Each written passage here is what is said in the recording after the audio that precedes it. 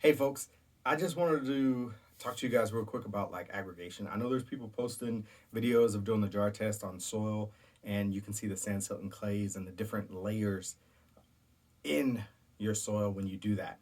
Now here's the thing, you can't change that. I mean, you can go get a bunch of sand, you can go get a bunch of clay and mix it up, and hopefully you can get to a nice loam, which is what everybody goes for. But at the end of the day, that's not really what makes up soil, right?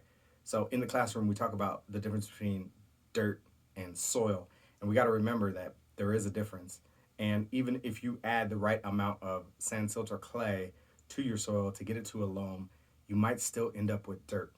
And we had this conversation in the Legends call today, and we kind of went into it. And I apologize. I did say Nicole Masters. It wasn't Nicole Masters. It was Dee Dee Parkhouse, and she did a presentation where she was talking about aggregation and soils and how all of that works. And she did an experiment using flour and compared it to bread. One thing to remember is that flour and bread are kind of like soil and dirt. They're the same, kind of, but the difference between the two is one has microorganisms in it, the other one doesn't, right? In order to take flour to bread, you need yeast. Yeast is a microorganism. In order to take dirt to a soil, you need microorganisms.